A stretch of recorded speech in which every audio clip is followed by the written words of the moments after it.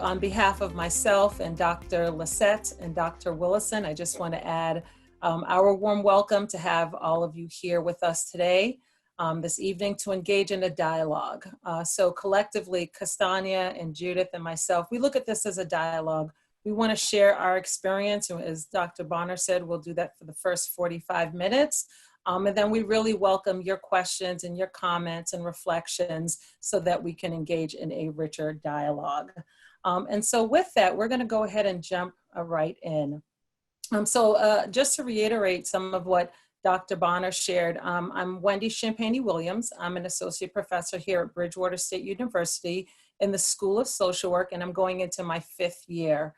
Prior to Bridgewater, I've been in higher education at other institutions collectively for over 15 years. And so just a little bit about who I am and what's informs this work that we have done in partnership as it relates to allyship and cultural humility.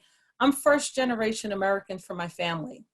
My parents both immigrated from the Caribbean island of Jamaica in the early 60s. And so, I'm the American that when you in the Jamaican culture, when you are American born, you're considered the Yankee. So I'm not a real Jamaican. So that was kind of my first experience with being marginalized, even within my family, in love, but it's a distinction between being originally of the island and then, being born in the US. Additionally to that, I grew up in an urban community. Though my parents were homeowners, I grew up in the inner city of Boston in a community called Dorchester. I lived there most of my life. And with that, it was a very working class family, very diverse. In addition to having homeowners, there's also public housing. So you could see the balance of both working class, but working poor families in the area.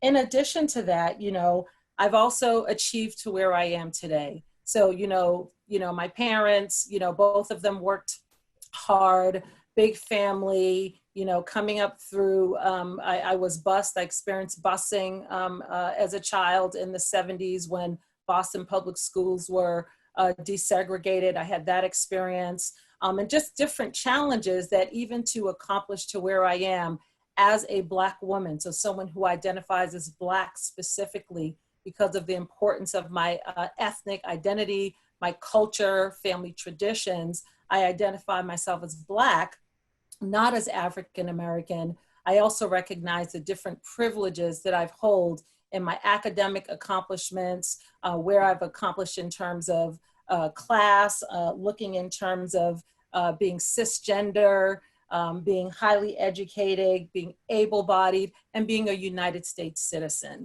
So that context of my social identities we'll talk more about is we'll have Dr. Lisette and then Dr. Willison introduce themselves, why it's important to be thinking about our social identities in the context of cultural humility.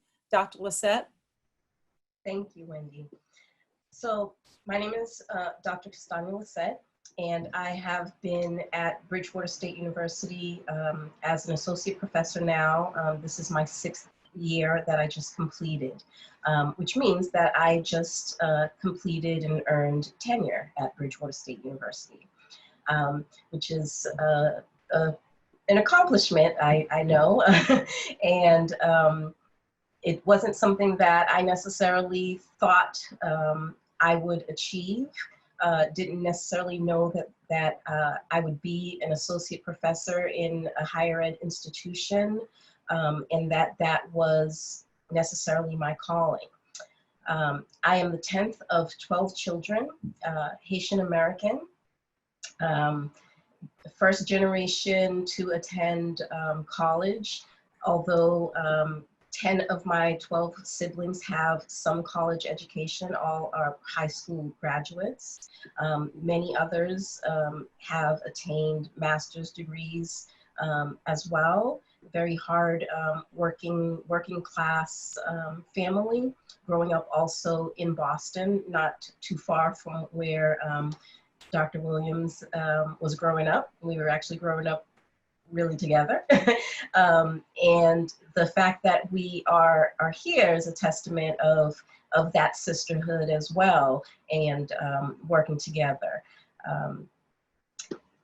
Some of the work that I have done has included working in the Haitian American community, as well as doing work in Haiti after the Haiti earthquake, doing work around trauma. I've also done much work in the field of family violence. And now we've done a lot of work together around allyship and cultural humility. And especially in this current situation of the pandemic, which is disproportionately affecting Black, Indigenous, and people of color, as well as the heightened awareness of the violence against Black people, Black male and female people, and other people of color. Right now is a time for this dialogue, and so I'm really excited to be part of this and excited to be here with, you know, over 150 of you who are here, hopefully because you are wanting to look at these issues and take the next step in terms of cultural humility and allyship. Thank you. Dr. Wilson. Good evening.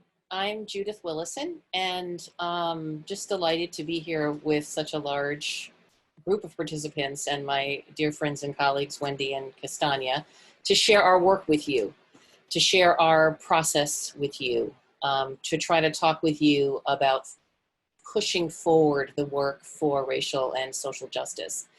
So I grew up in a white family of teachers. My parents were teachers and civil rights activists.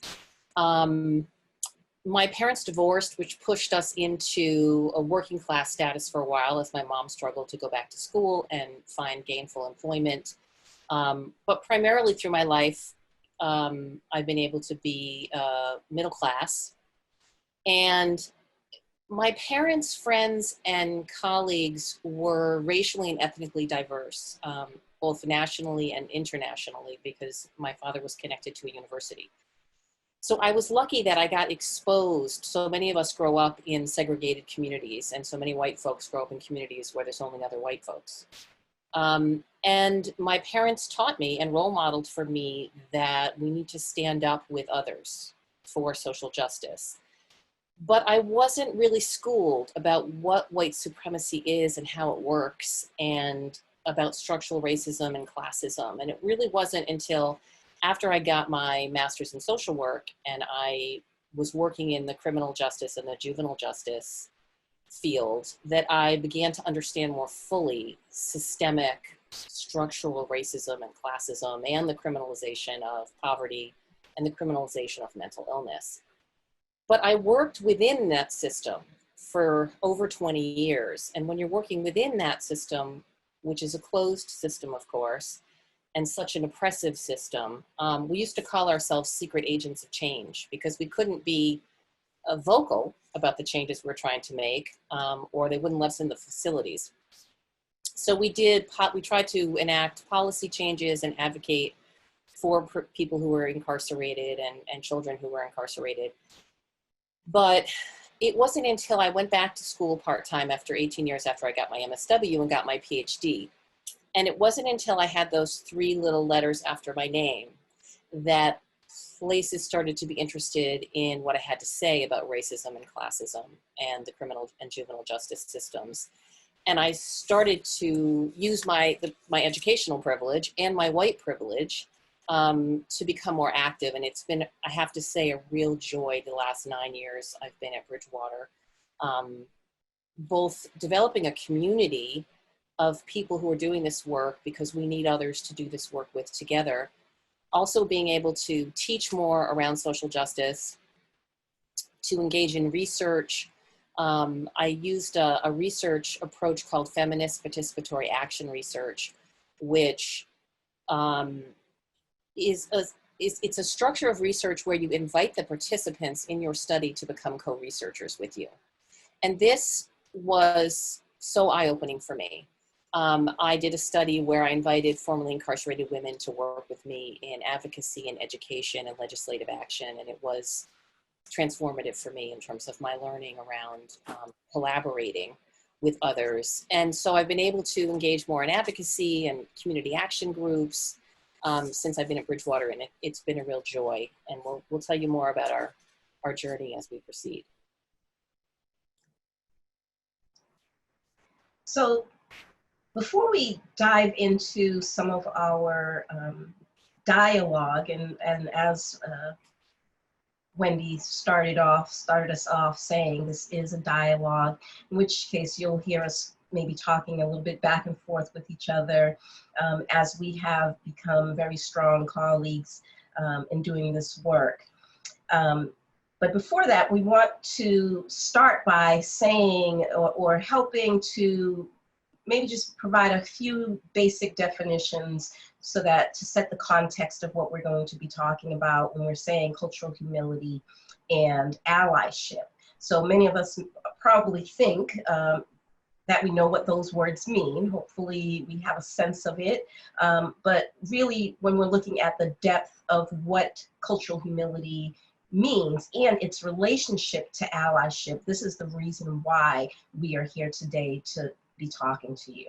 So I'm going to invite Dr. Champagnie Williams to start us off with that conversation about cultural humility. And then Dr. Wilson is going to talk a little bit about allyship and really maybe thinking a little bit deeper about allyship. So many of us, you know, may be thinking right now, like, yes, I'm an ally and I'm here. And we're here to have some real talk. We're here to really think about the critical reflection of cultural humility and allyship. So I'm hoping that everybody's ready for some real talk. Thank you, Dr. Lisette.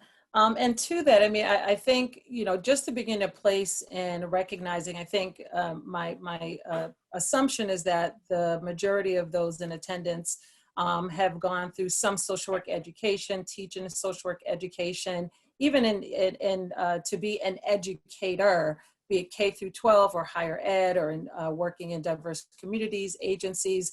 I think we've all been trained, exposed, educated on the concept of cultural competence. So this idea of learning about different racial, ethnic, diverse groups, you know, I've learned some good knowledge, I'm now competent and proficient, and now I can go and apply that knowledge. You know, it implies a static place of, you know, gained knowledge that also positions that practitioner in a place of power. Like I've become competent, I'm culturally knowledgeable, so I now know what I need to know about this, this group or this population or this particular identity. What cultural humility invites us to think about as an expanse or even a shift from cultural competence is really to recognize where we're positioned in the work that we do. What do we bring to the work?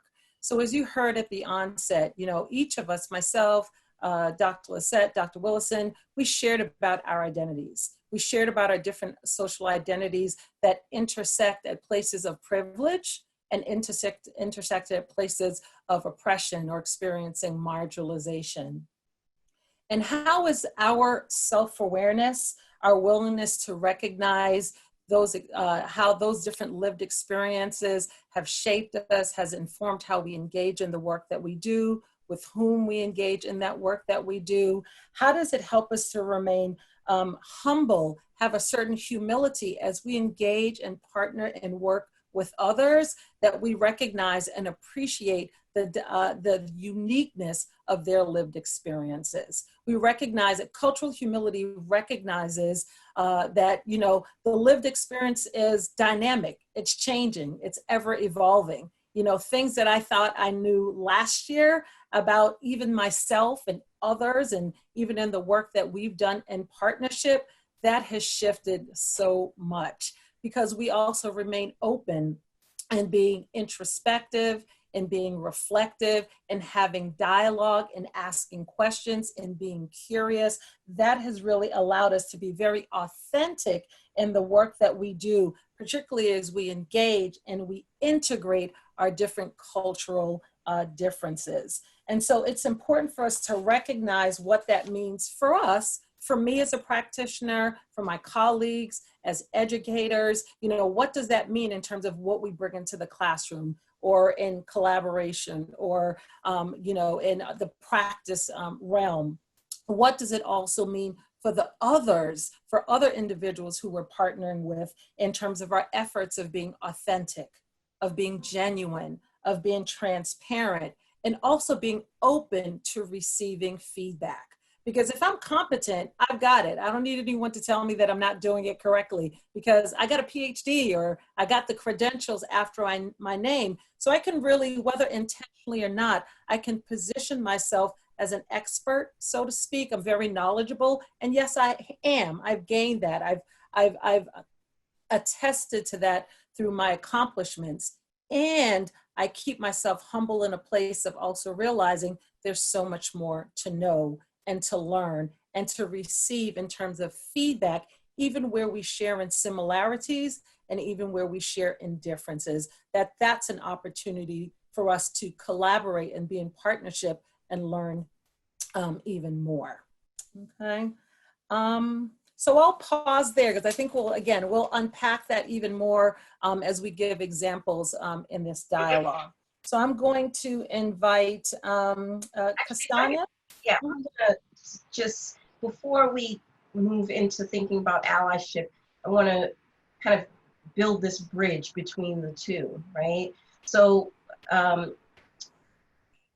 having cultural humility, not being in that place of thinking, I read the book about that, I'm competent. I had that chapter in my HB, you know, SE class, or I took that diversity and impression class, and so I can understand this, right? It's not finite. We are always growing and changing, and the world is changing around us. There are things that, as Dr. Champagnie Williams said, that just yesterday we didn't know that we now know today. So for those of you who are note takers and who are trying to wrap your head around this, if you want to think about the three components for cultural humility, if I were to say the three things to really think about: self-reflection, right?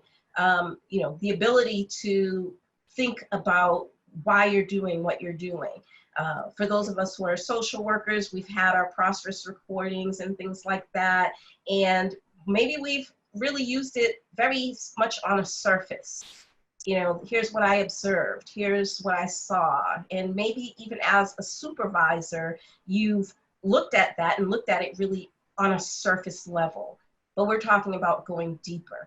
The awareness, that would be the second piece. Having an awareness of your identities and the dynamics of power and oppression within those identities, for yourself as well as for whether it's a client or a coworker or a subordinate, somebody that you're supervising. Maybe you're the dean of the school, maybe you're the president of the college, right?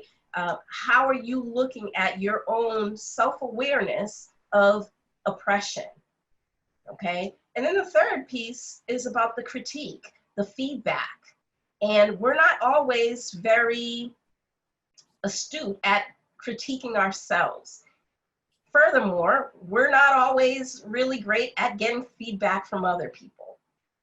And in order to really have that third component, which to really look at the critique, to be able to say, okay, I'm culturally humble, and now I'm prepared to enact allyship, you've got to be able to do that. You've got to be able to get to that depth, which is not easy and can feel even scary. And I think Dr. Willison will talk a little bit more about that. Yes, a great lead in, Dr. Lisette. So I'm going to tell you a little bit about my own journey in terms of learning about allyship as I define it and critique it. So I remember when I began to understand what is this concept of allyship and how can I enact allyship as someone with white privilege, with educational privilege, with cisgender privilege. And the idea of allyship evolved through efforts to name the practice of building relationships with people from marginalized groups and working together and using one's position of relative advantage to advocate for social justice and for change. But just as Dr. Lisette pointed out, this evolves. We change, we evolve. Our situation changes. And over time, I began to realize that allyship is not a noun. I can't be an ally, just like I can't be culturally competent. I can engage in efforts at allyship toward racial and social justice. It's not an identity, though. It's a set of actions. And that I needed to act in allyship rather than to consider myself an ally. So it's not enough to say I stand with you as an ally. I have to actually take necessary action to change oppressive structures. So I realized I had to move beyond the work of just educating other white people, and I had to move into disrupting the structures of white supremacy. I had to learn about how white supremacy manifests itself in organizations, often in ways that are hidden to us white people. So just as we need to, as Dr. Lisette said, critically evaluate the idea of cultural competency, we need to critically evaluate the idea of allyship. And this is happening. Even today, I was finding new articles, new pieces written about the critique of allyship. And in the current climate of heightened attention to racial injustice, as Dr. Lisette referred to, particularly the naming of structural racism, which is new in my lifetime for that to be on the evening news, and a powerful racial justice movement, we white people are being asked by our Black, Indigenous people of color, sisters and brothers, to do more, to say more, to act more. And many white people are doing that. Black, Indigenous people of color have called for white people to move beyond allyship and into something called being an accomplice for racial and social justice, which is how we directly address institutional racism and oppression. Being an accomplice means working actively for structural changes in policies, procedures, and unspoken practices that maintain white supremacist culture. As we move into understanding allyship and being an accomplice and active allyship, some activists have described it this way: rather than standing by Black, Indigenous people of color as allies, an accomplice goes to work in white spaces to dismantle oppressive power structures. So I can say that for myself, it is a process of continually having to be self-reflective, as both Dr. Champagnie Williams and Dr. Lisette referred to. I've made so many mistakes. I still make mistakes in my efforts in allyship and my efforts to be an accomplice. I've missed the mark on collaboration. I've imposed my ideas thinking I was being helpful. I've led when I should have listened. I've been silent when I should have spoken up. I've let my anger at injustice distance me from people and structures that I needed to engage to make change. And the most important thing that I've learned is that if I have a community of people to work collaboratively with who will hold me accountable in this work, then I can learn from my mistakes and I can move forward.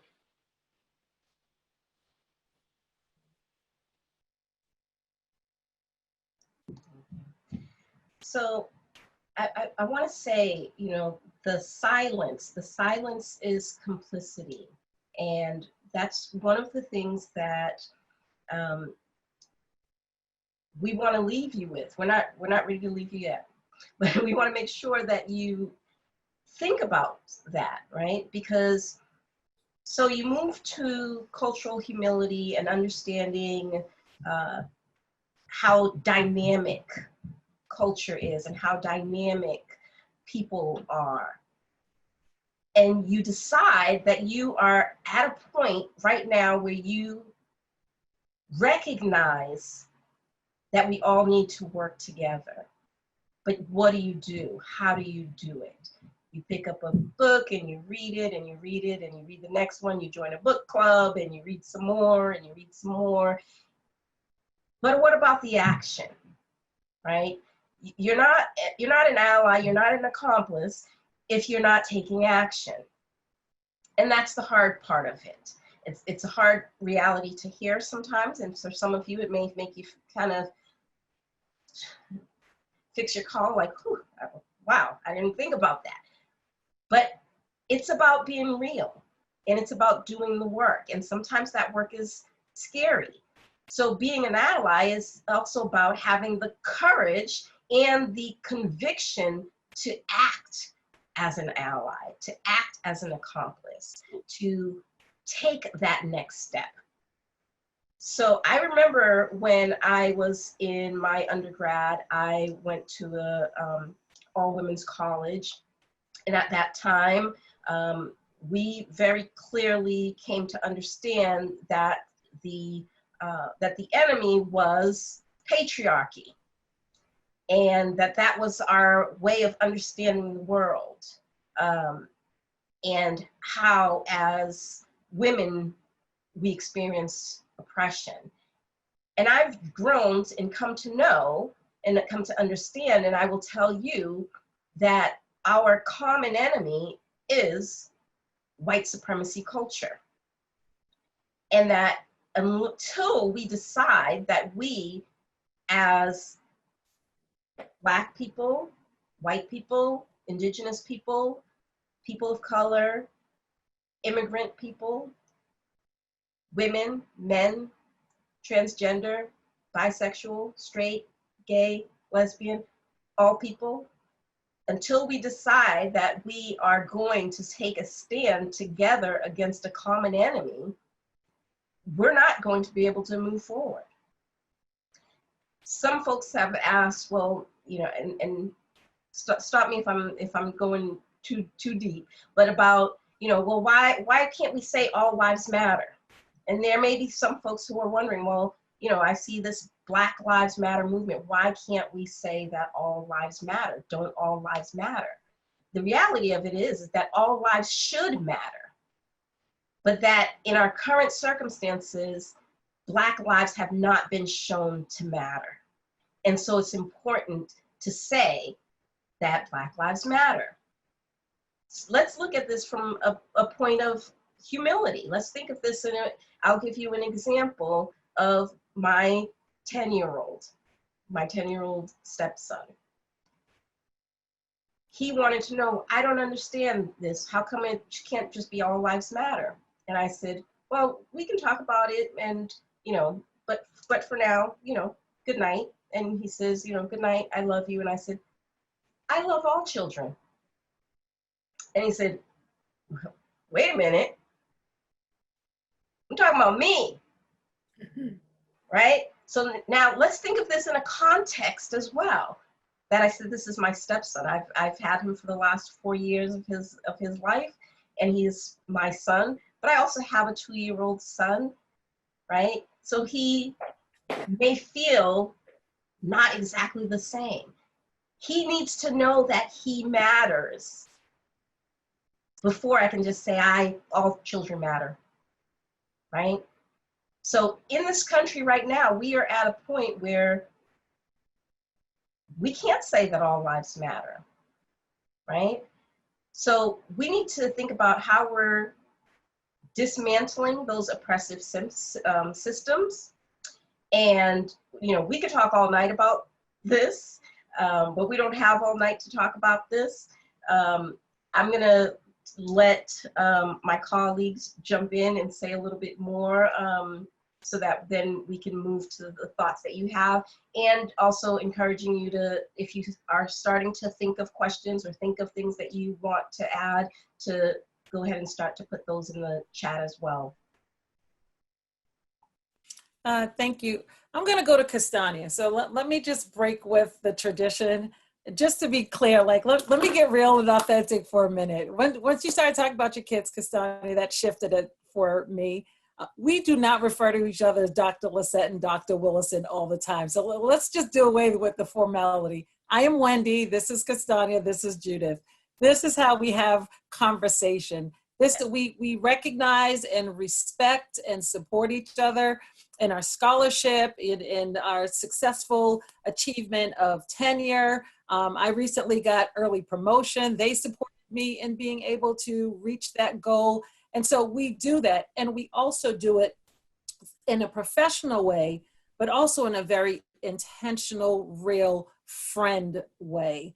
And I say that because given where we are too, given the larger social climate of what's happening, what we see unfolding on the national landscape, like Judith, hearing structural racism on mainstream media, like, does this exist? How does this happen? To see different organizations posting hashtag Black Lives Matter, this is not something I would have imagined seeing to this extent at this point in our society. And I'm excited about it.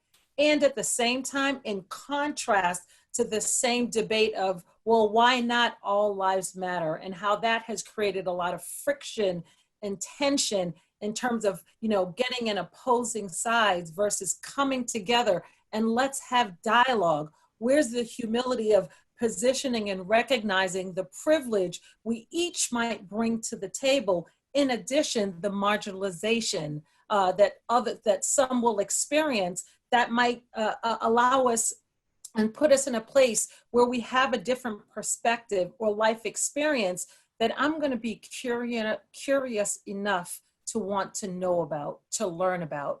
I will say over the last decade, it has been, and I would say probably even the last 5 to 7 years, just as a Black woman who grew up in Boston, experienced, busing. Boston can be very segregated, and some of that history still is very pervasive in the history of Boston and other parts of Massachusetts. It's hard for me not to see myself as someone who experiences discrimination, as someone who's been, the object of racial slurs and, being dismissed or being invisible. It's hard for me because that has been, for me, the majority of my experiences. And even as I identify as a Black woman, when I experience a microaggression or a very overt act of offense, I attribute it first to my race. Like, that is my lived experience of marginalization and oppression and discrimination.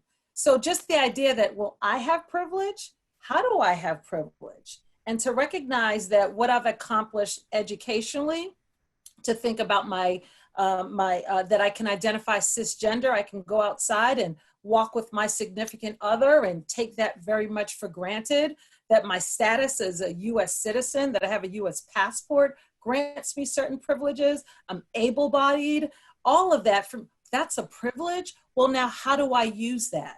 For me, even an example in the academy is someone, I'm tenure track, I'm still a junior faculty, to realize that my credentials and my status of how it's recognized actually served as a place of privilege to benefit someone who did not have position status. That because of their role, they're not going to listen to me.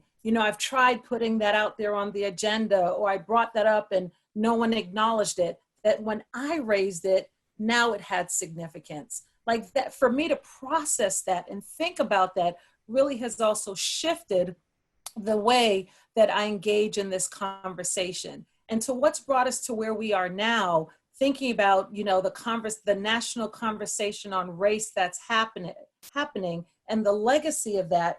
Like, it's hard for me to not feel anger, to not feel exhausted, to not be depleted. Like, is this going to keep happening? What's going to be different this time?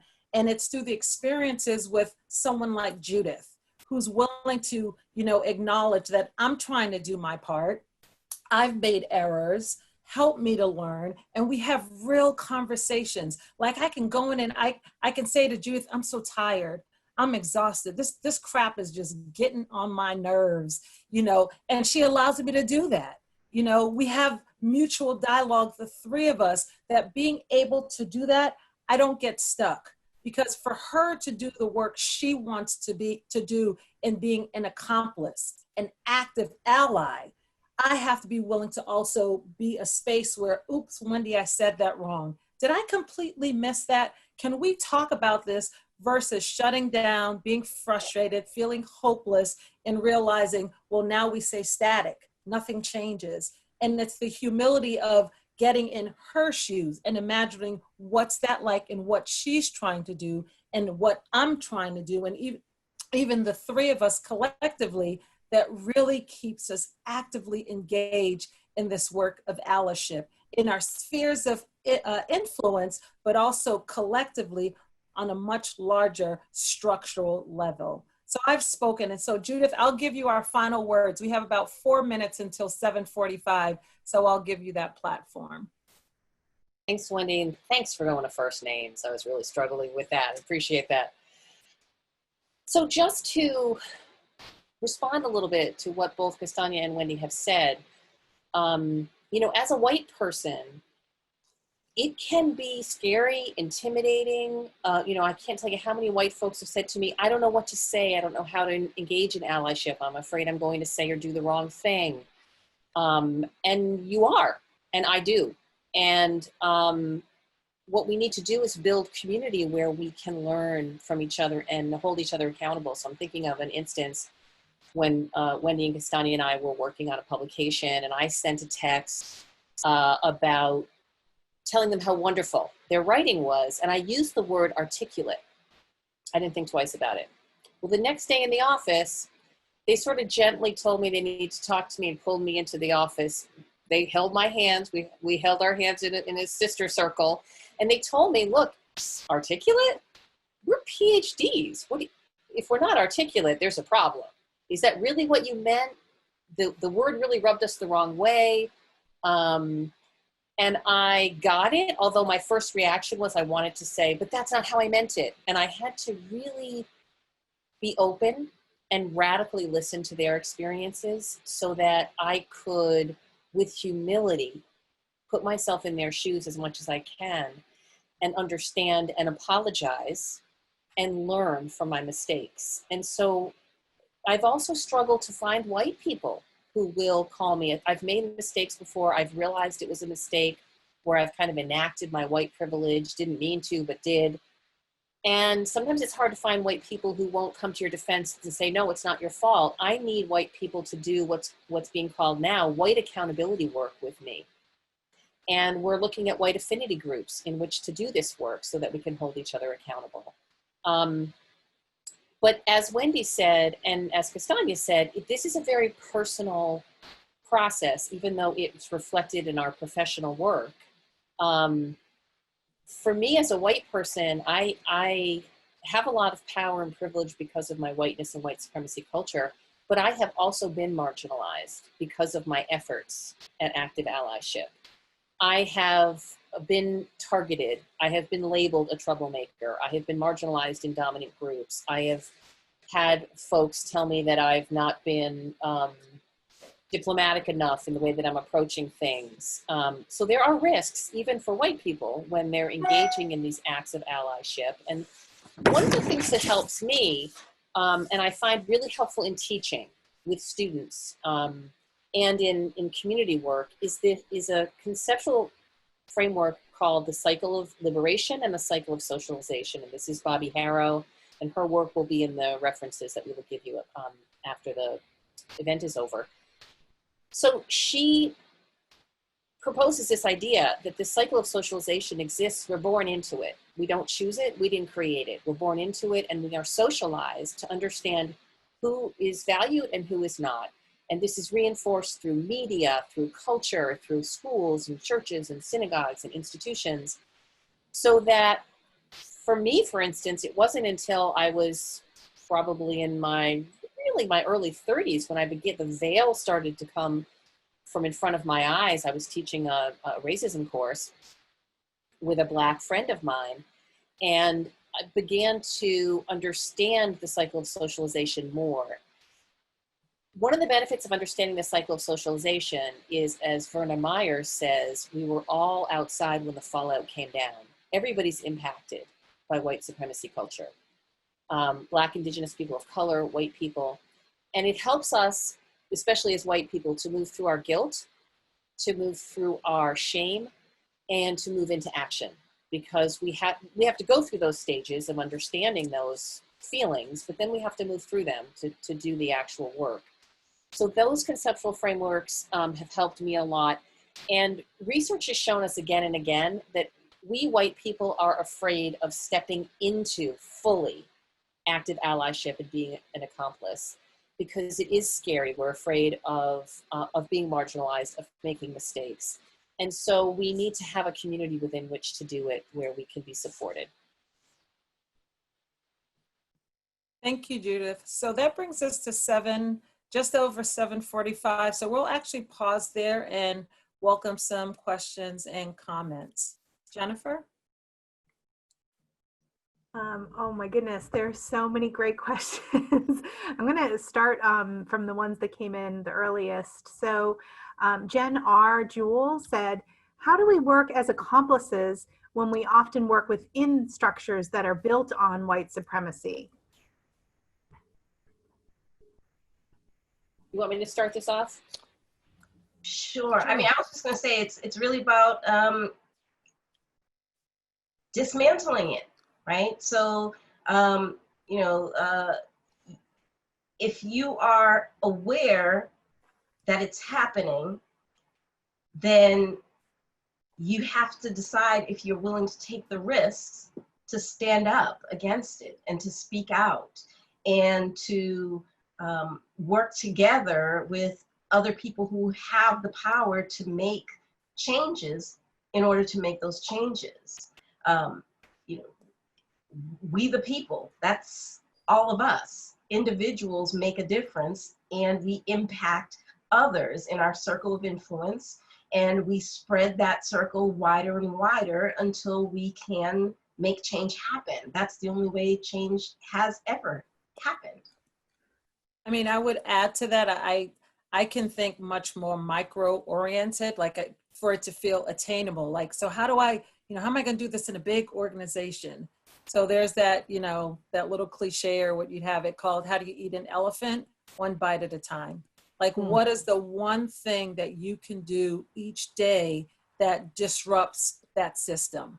Each time we have a meeting, someone makes a comment, or, there's artwork that's used that I don't know that they should be using that clip art, or, where are the ways that it's showing up that seems so subtle and so ingrained that we've gotten so used to it. I'll use the example of, what's now the Washington football team, because they've changed their name, Washington State. Like, we being self-included, we're so used to it. But think about how long that imagery that was so derogatory of indigenous people has stood as an emblem. Okay. I have a niece who goes to school in Walpole, where their team flag, I believe, for the sports is the Confederate flag, or an aspect, an image of, some semblance of that. Like, even though it's not intentional, it's not malicious, now that we're alert and conscious and aware, and I recognize that I have some influence, I can maybe talk to my supervisor, or I can talk to, as the supervisor, I can talk to this manager. I sit on that leadership team. I sit on that board of director. Let me raise this. Let me bring this to the table. Start where you are, because it will feel overwhelming when we think about dismantling a system that's been in place for hundreds of years. But what can I do where I am today, tomorrow? That sphere of influence. That's a great point. I would add that in my experience, we can't do it alone. We need structures. So in organizations, if we can create a diversity, equity, and inclusion committee, that's how we started it at Bridgewater State University School of Social Work. We created a committee. We got people to be on the committee. We got buy-in from our chair, from our dean. We started with an action plan. What do we want to do around students? What do we want to do around teaching? What do we want to do around faculty? And then be in it for the long haul. So changing systems takes a really long time. And it's crucial, I think, to have a critical mass of Black, Indigenous people of color in your organization. That is, in some ways, the first set of steps to take. But then, of course, we have to attend to retention. Because if you invite those folks into your institutions and the institutions are pervaded with white supremacy culture, those people won't stay. So we have to be working on that as well. I can certainly say from working inside oppressive criminal justice systems for many, many years, Wendy is right. We stuck to our sphere of influence, the facility we were in, the policies that governed that facility. It wasn't until I got out of those systems that I could begin to make more macro change or be part of making macro change. So we have quite a number of questions, and so I may jump around a little bit. But Christopher Dean has asked about if you could expand on links between racism and patriarchy.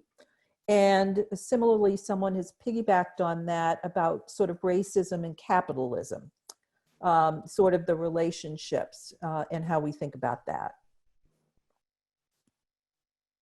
I saw in the chat that Michael Melendez had recommended the book Stamped. And I think that that's definitely a good read for making some of those connections. You know, if we just think back to the birth of this country, this is a country, the United States of America, that was built on slavery and built on capitalism, built on patriarchy. And as the country continued to grow and age, those things didn't change. Slavery ended, but the systems of Jim Crow, the criminalization of Black people, continued and was heightened. When opportunities for, even for Black folks to be part of the military and receive benefits that came from serving in the military, such as housing and loans, racism kept people from being able to buy homes in certain neighborhoods, right down to today, where, you know, our school systems are funded by property taxes. And if you're in a Black enclave in poor, your school system is poor. Now you have less opportunities for children to achieve higher education. We all have a sense of knowing that, you know, graduation rates and attendance in college, completion in college, have a correlation with how much you'll earn over your lifetime, how much generational wealth you'll be able to have to send your child to college. You know, all of those things compounded and continues. The relationship is intertwined. It's almost one in the same. I mean, if I can also add to that, just in terms of a very present way that's illustrated, is with the prison industrial complex. You know, private prisons. We know a disproportionate number of those incarcerated are Black men, then Latinx, and then white men. And even with that, specifically for Black men, it's looking that the prison industrial complex is looking at how the prison has become an industry. It's been privatized. You know, it's traded on the stock market. I mean, that says something. And so, you know, I'm by no means a business major, but I do know that when you have a business, you want it to make a profit. And to make a profit, you have to project based on numbers, you know, how we're going to meet this profit margin. So how do you have a prison where you have to project how many individuals you're incarcerating to generate a certain amount of revenue to meet, you know, your profit margin? So that's where we look at legislation, mandatory minimum sentencing. You know, that was sentencing legislation passed in the, you know, early 90s that skyrocketed the prison population, largely filling it with Black and brown bodies. So, and again, what does that have to do with patriarchy? Well, who makes up our US Congress? You know, the largest percent, you know, I just read this somewhere, so I don't have the source of it, but I know 90%, if not higher, the US Congress is comprised of white men.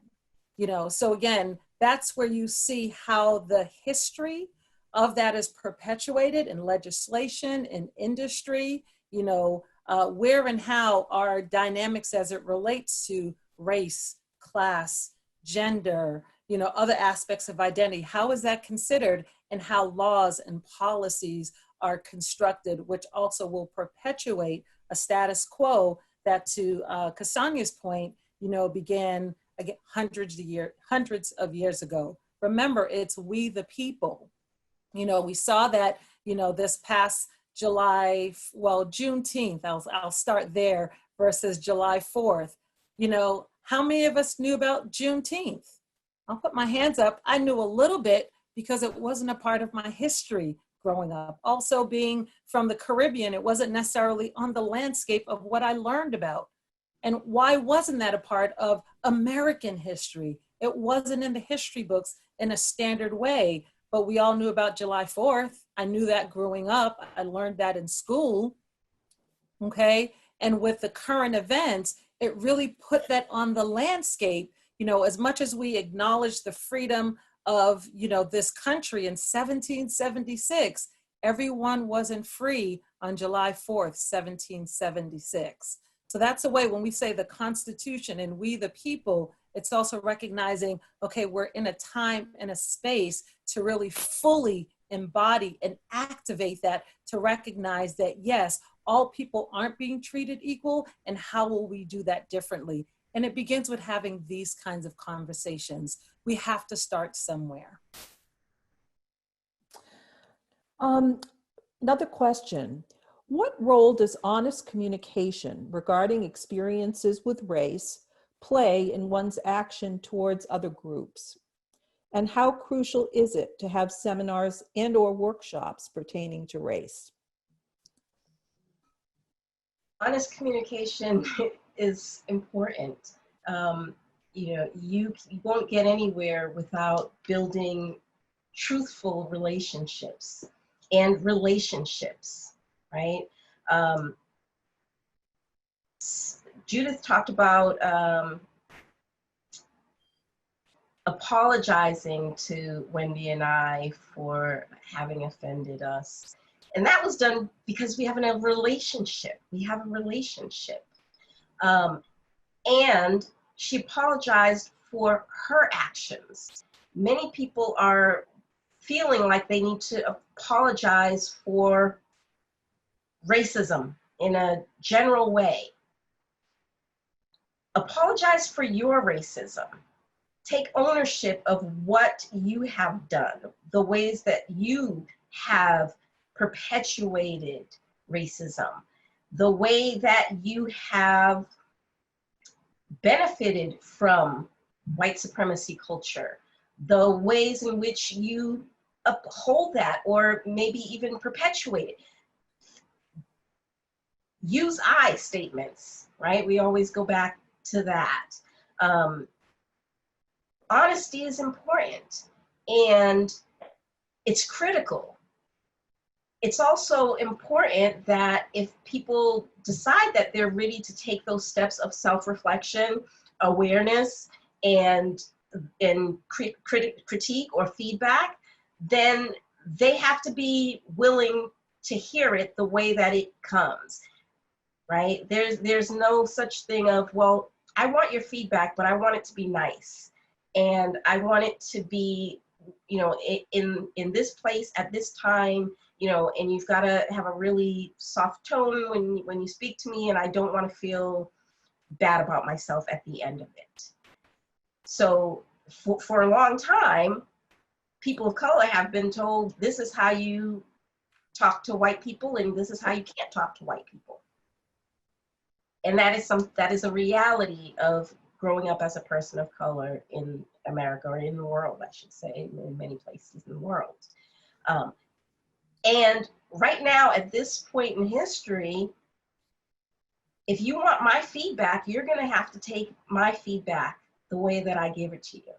Which is not to say that people should be disrespectful to one another, but we can't say, okay, well, let me handle you very delicately, and if you start to not feel comfortable, I'll stop. Well, then you're not going to get to the depth that you need. It's the honesty has to be there. And a lot of that starts with relationships and trust that I care for you and I'm giving you this feedback because I want our relationship to be authentic and I want our relationship to grow. I would add that for white people, reading a book like White Fragility by Robin DiAngelo, which has its problems, for sure. It's not a perfect book.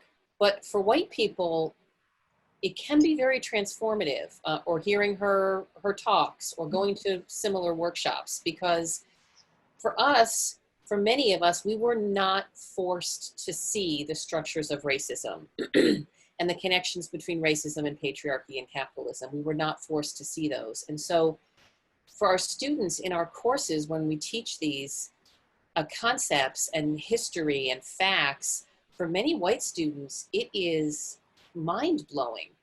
And they need to have that history and those facts, and then they need to understand about their own white fragility. And so, as Castagna said, so that they can move through that and move into actually authentic, honest dialogue where they can listen to feedback and change. So I do think that education for white people around these things is important in order for them to, but it has to move past the book club. We have to move past the book reading and the book club and the workshop and into action. But many of us white people need that first.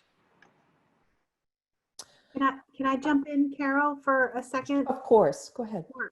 So there's two questions that are observations that I think are related to what we're discussing right now. So one is from Olivia, and she says, if we're moving away from the language of cultural competency, how do we prevent cultural humility from becoming an excuse for ignorance or complacency? I.e., if I never know everything anyway, why should I bother taking the next step? And then Sherry said, how do we as Black people help white people balance and remain humble as an ally using their power and privilege for racial justice change and transformation, but to the point where they begin to overshadow or silence Black/people of color?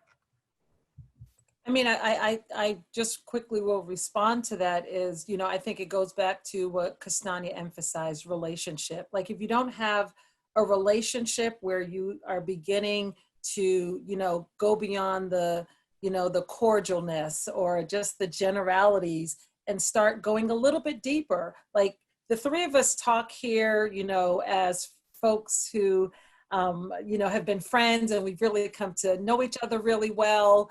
As colleagues, we do scholarship, we write, we present together. It's 10 years in the making. We didn't start this last year. Like this has been a process. It has been a journey.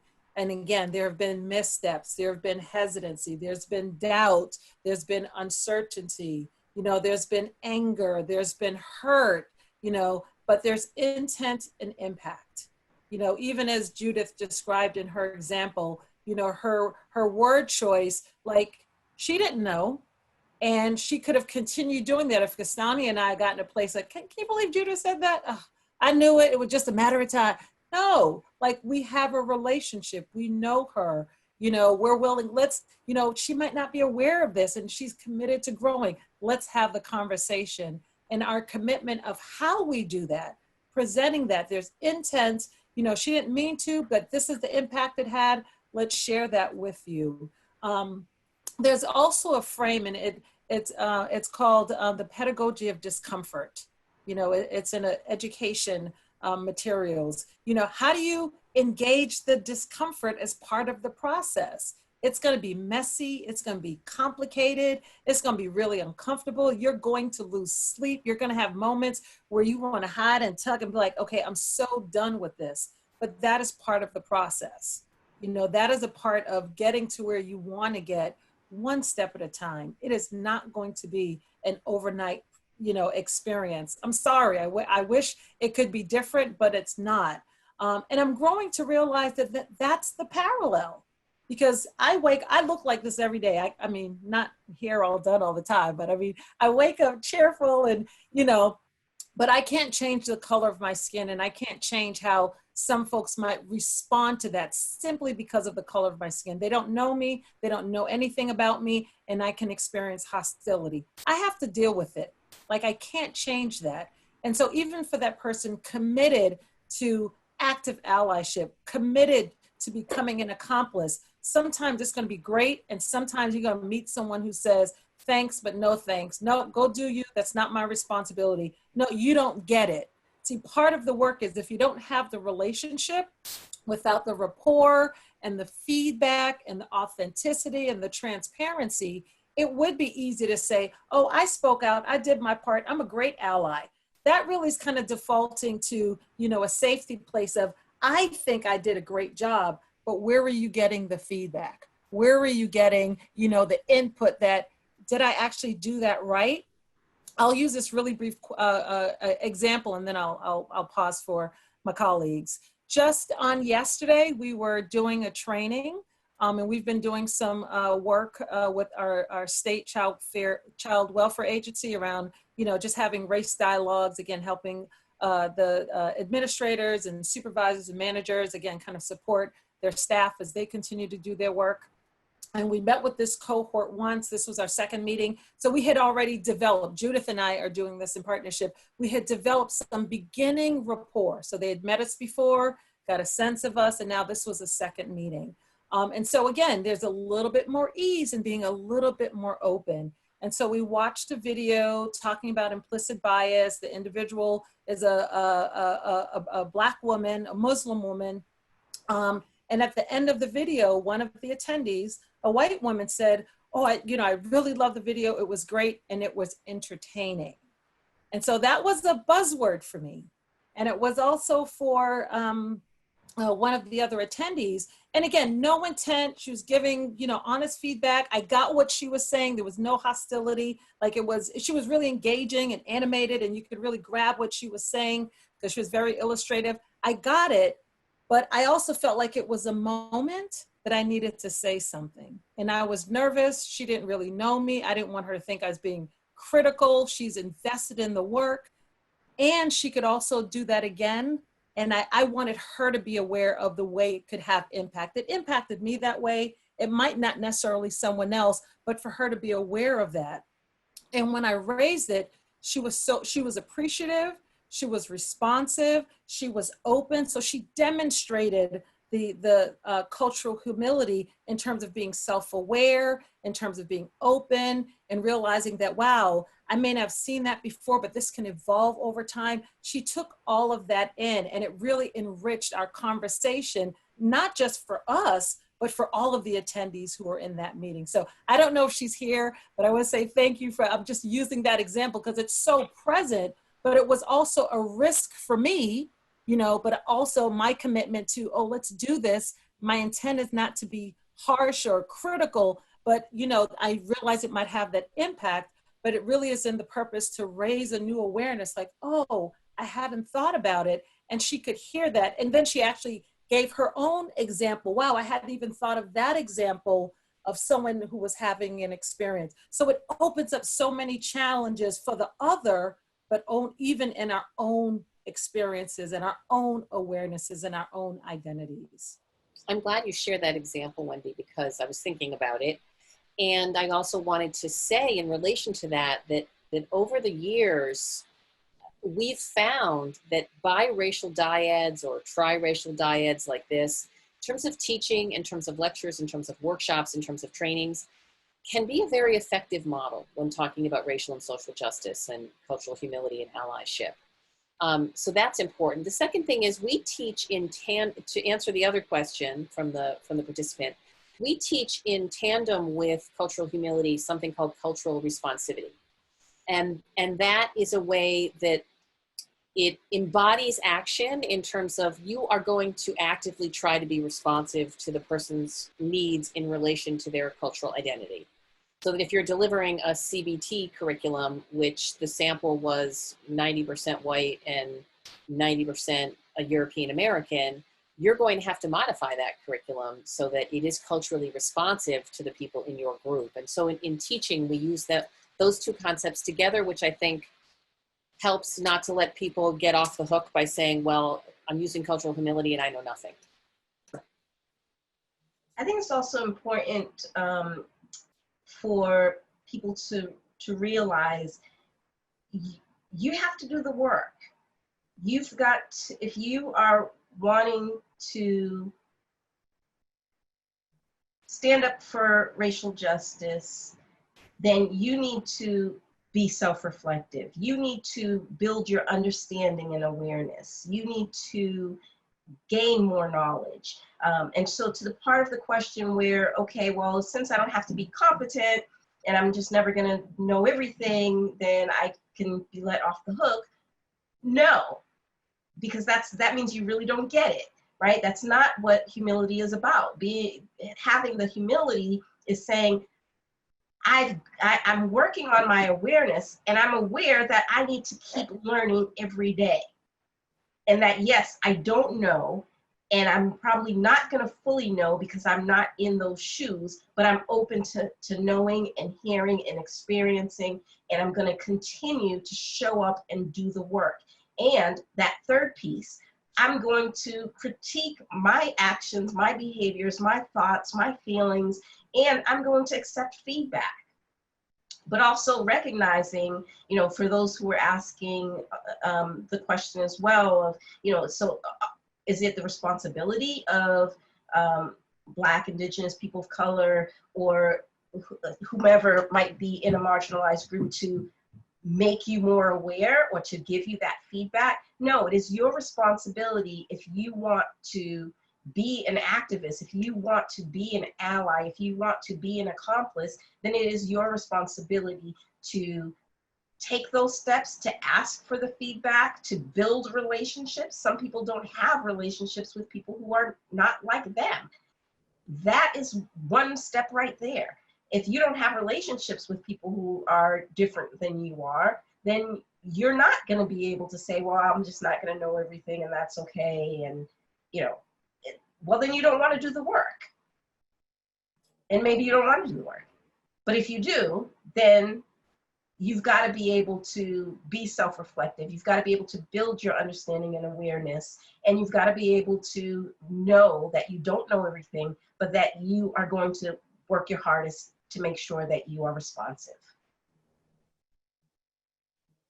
There are a couple of related questions here that speak to, as people of color, how do we strike the balance between how much we sort of need to take care of ourselves and versus educating others?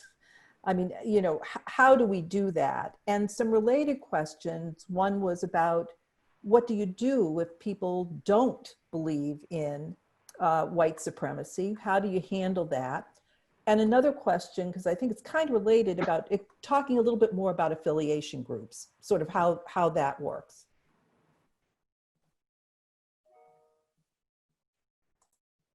Well, I could talk about white affinity groups first, and then I'll let Wendy and Castagna address the other question. The idea of affinity groups is a very old one, and Smith College used to actually teach their racism courses in classes of all white students and all students of color. And the idea is that in an affinity group, when you're with other folks who share social identities with you, that a different kind of work can occur. So I'll just take a white affinity group for example, because that's what I've been really trying to understand recently. So I've had a number of white people say to me, you know, in groups where there are Black, Indigenous, people of color, I'm afraid to speak because I'm afraid I'm going to say the wrong thing. I'm afraid I'm going to offend somebody. And so I don't want people to think my silence is complicit. And of course now, you know, there's a lot more attention to the idea that white people's silence is actually violence. The Black Lives Matter movement has been making that clear.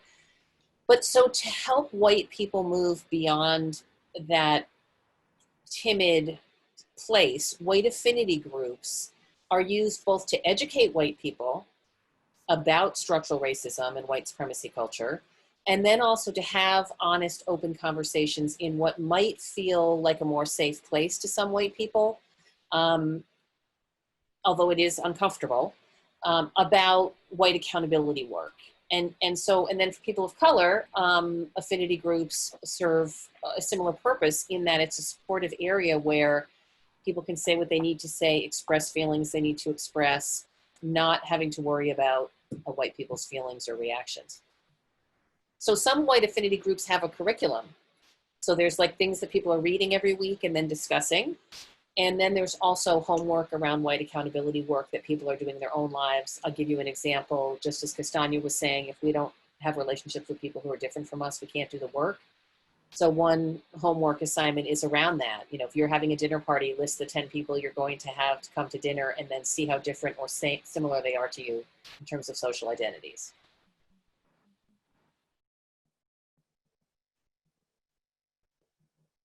I'd like to speak on the self-care aspect of it. You know, we'll share with you all actually our essay on this topic. That's what this talk is based out of. And so we actually give more detail of our experiences as it relates to that. And specifically to the self-care, you know, for me, as a Black woman, being angry in public spaces or even expressing any kind of emotion it feels like a risk, but it's also part of who I am. Like anyone else can. If I'm frustrated, or my colleague, if Judith is frustrated, she can feel free to do that. For me, I have to think twice. Is someone going to now see me as, you know, threatening, or she's being loud, or she's too intimidating, or she's aggressive? Like that's my brain has to filter through that. And I've just gotten to a place where I'm a human being having a human reaction or response to whatever content might be happening. I'm professional, I'm appropriate, you know, I'm not gonna hurt anyone. I'm just having an emotional reaction to whatever the content might be. And I allow myself to do that because internalizing it becomes self-defeating. It becomes self-destructive. And so that's one thing that I've just begun to prioritize more and more over the last years. And I'm expressive about it. Like my credentials, I think, have allowed me to feel more empowered to do that more recently.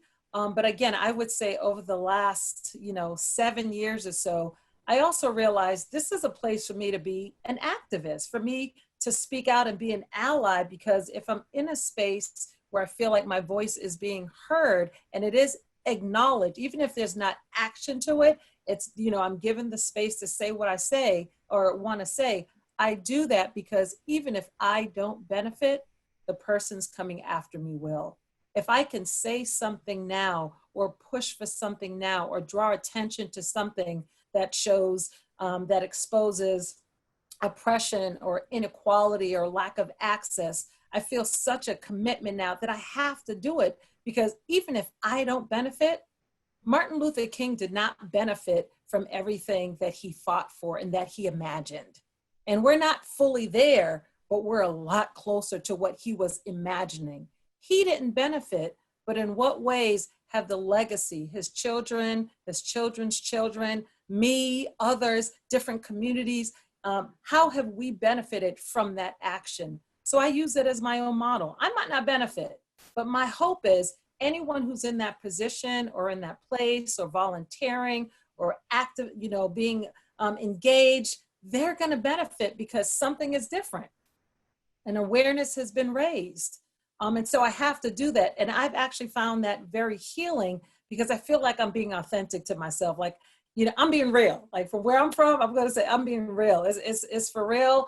I'm not faking, I'm not fronting, I'm being authentic in terms of this is how I'm feeling, what I'm thinking, what I think needs to happen. I take ownership of it as my own. And usually it takes that one person. For the educators here, you have that one student, you'll say, anyone have questions? No questions. One person raises a question. Anyone else have that question? Half of the class, the hands go up. So I've gotten more comfortable with taking those risks in that way. Because again, for me, emotionally and mentally, it actually is a part of my self-care. And when I need to pull away, I pull away. Can't do everything all the time for everyone else, and then I'm not taking care of myself. So I do prioritize when I need to, this I can do, this I cannot do. I've learned to say no, not at all, no, not now.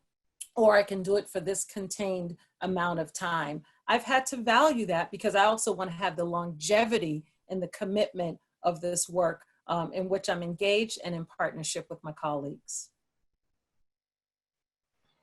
So I would, we're running to the end of our time, but I really want to have, you know, I like to kind of end things with a call to action. You know, that's the macro social worker in me, that for those of you who are taking notes and who are, you know, keeping track of some of these concepts of cultural humility and, you know, what does that really mean? Self-reflection, the awareness, educating oneself, looking for feedback, being open to feedback, building relationships in order to facilitate those kinds of conversations, expanding your circle of influence. So talking with, you know, there was a question in there, what about people who don't believe in white supremacy culture, that it's not a real thing, that racism is not a real thing. Talk with them, share facts with them, help them to expand their knowledge, insist on continuing and persist, because they will hang up on you and you will call them back the next day and talk some more, and they will hang up on you, but because you have a relationship with them, you'll see them at Thanksgiving or the next time there's a not social distance gathering, you'll share with them again. And because this is an important thing to you, you will keep sharing with them, and you will keep educating yourself, and you will keep sharing with others and building a larger circle of influence so that people can start to understand what it is. Sorry, go ahead, Wendy. Sorry, I didn't want you to wrap up, and then I disrupted your wrap up. I want to go back to Judith's point, where Judith talked about the cycle of socialization and the cycle of liberation. I have found the illustration of those two components, those two models, very helpful, at least in opening folks to think about it. Because to Judith's point, as she talked about it earlier, it removes the ownership from the individual. Like, wow, I didn't do that, I'm not responsible, rather than recognizing it as a system of socialization.